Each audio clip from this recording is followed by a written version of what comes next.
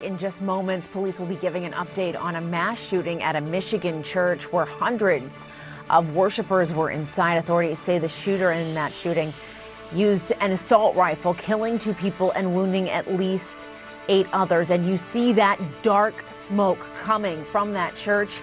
The police chief saying at some point during the rampage, the attacker set fire to the Church of Jesus Christ of Latter-day Saints in Grand Blanc Township. That's about an hour's drive northeast of Detroit. The chief saying the 40-year-old gunman was killed in a shootout with officers. Again, we are waiting on a news conference to get the very latest. First, I do want to go to CNN's Julia Vargas Jones. Julia, we're keeping our eye on that news conference. In the meantime, bring everybody up to speed on what we may learn at this news conference and if they expect to find more victims because of the fire. Well, that is one of the key questions here. What we're expecting to hear from authorities is an update on the number of victims. We do know at least 10 were transported to a hospital with gunshot wounds. 2 of those victims, then Jessica, have died. But the police chief said earlier today that they expect many more victims as they go through that scene. We see that smoke. We see how difficult that scene looks. Now, one of the key questions here is how that fire was set. They said there was an explosive device found potentially at the scene that was being investigated. Was that the cause of the fire? We hope to learn soon. We'll also learn about these other victims. As of now, we do know that some of the people that were transported to hospital had very serious injuries. Some of those were children, Jessica. We also learned that some of them have been transported to some of different hospitals in the area. The way that this attack happened, as okay, Julia, I'm going to interrupt you. I'm sorry. We're going to listen in on this press conference.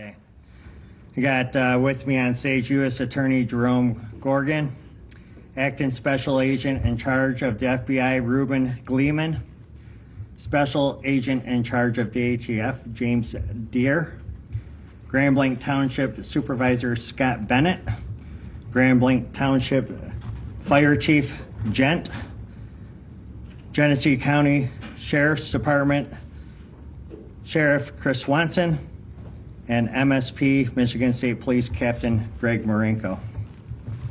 I'm going to provide an update from the incident that we spoke about earlier today. It occurred at the Church of Jesus Christ of Latter-day Saints at 10:25 a.m. I want to talk about our officer's response. That call came out at 10:25 a.m. and 32 seconds. We had officers on scene at 10:25 and 57 seconds.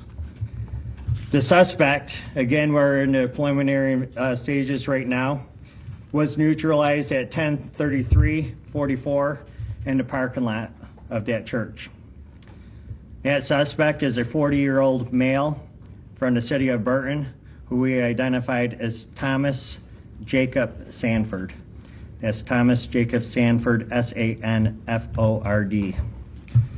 Currently where we're at, an update, I gave you 10 victims who were victims of gunshot. Since then, we have 2 victims who are now deceased. One had died at a local hospital. And again, that suspect is deceased as well. 7 other victims at this time are in stable condition. 1 is in critical condition. Now, for the reunification, I had a question earlier about, hey, where can people call to see if their loved one is okay at the reunification center? I want to provide a number for you for that. It's 248-705-7352. Also, I know that our community is hurting right now, and we want to provide some resources for our community moving forward.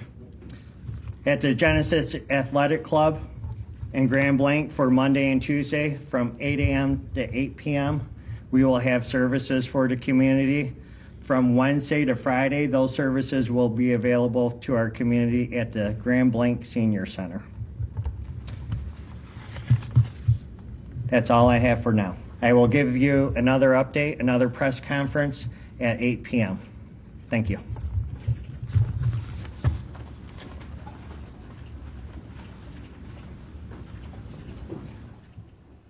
Okay, that is the latest from Grand Blanc Township in Michigan, in which law enforcement did identify the shooter as a 40-year-old named Thomas Sanford. They confirmed, as Julia was telling us, that 2 people are dead. Others are in various states at the hospital where they are receiving treatment. Again, going back to the question, though, that we still have right now, which is, as you see in some of this video, there was a massive fire that also happened at that church. And we're trying to figure out how many victims, if there were victims, because of the fire as well. Again, they did not take any questions at that press conference. So it is, we just don't know at this moment. I think we want to go back to Julia right now. Is she standing by? Julia, I know you've been following this. Yeah, Jessica. Yeah, I know you've been following this. What did you take away from that press conference? Well, very little. I mean, it is important to get that update on those victims. But the main questions, and something that investigators had talked about, that very police chief talked about earlier today, was how that fire started. Now, right before we went into that press conference, I was about to explain to our viewers how this took place. You know, what we know at this point is there was a vehicle that was rammed through the front doors of that church. And then the shooter walks out of the vehicle and starts shooting. But at that same time, that is when a fire starts. Now, one of the key questions investigators will be looking into is, was that due to an improvised explosive device that was found on the property of the church? Was that placed there today, right before the attack? Was that something that had been placed previous to this attack, as well as the motive? And one of the things that we have been seeing also from CNN affiliates who are on the scene is a movement of different bomb squad teams. Now, we have seen a movement of those to a residential area. We don't know what is it that they're looking for. It could be related to this explosive device found on the scene. And again, Jessica, this is, at this point, we know so very little about this man, but as we find out more, one of the key questions here is motive. Did this person have any kind of relation to the church, or was this an act of violence, of political violence, of religious violence? As this church as well, I wanted to point out to our viewers that this is a day after the leader of the church had passed away. Just yesterday, the president of the Church of Jesus Christ of Latter-day Saints, Russell Nelson, died at the age of 101. This morning's service, I wonder if they had any mention of this, but certainly a double tragedy for this community that was already reeling from the loss of their leader just the night before. We did have a statement from the church, from the National Church, from this morning that it was issued, that called this a tragic act of violence. They said that during that Sunday worship, the gunman opened fire, and early reports indicate that multiple individuals were injured. As we know, they were asking for cooperation with local authorities as these details still become available. They are working with investigators as they continue to assess the condition of these people affected. Now we're learning as well that we will be hearing more from those authorities in a press conference later on tonight. All right, Julia Vargas-Jones with the latest. Thank you so much. I want to bring in Homeland Security Analyst Danelle Harvin. Danelle, thanks for being here with us. Okay, there's a lot of questions, as Julia was just laying out, that hours after this has happened, we still don't really have any answers to. First being how this fire really complicates a mass shooting investigation at a church. Take us through all of those layers. Yeah, and sometimes it's what they don't say that you get a lot of information from. I know Julia said that we were looking. That was a pretty abrupt conference, but I've sat in on these. I've provided information for these. One thing that he mentioned was family reunification. I think that's really critical for understanding the investigation. What happens is that, sometimes you miss church, right? We're all probably guilty of, not going to church or synagogue or wherever you pray at, but people may have thought you've gone there. And so what the family reunification allows individuals to do is to find out if their missing loved one is either at the hospital, maybe just separated from their phone, or may still be in the building. searching. We heard reports that there may be other individuals still in the building, that they're still searching. It's very complicated if there's an active fire. And so once they have what they call a manifest, who was there, right? This is what we call an open manifest in forensics.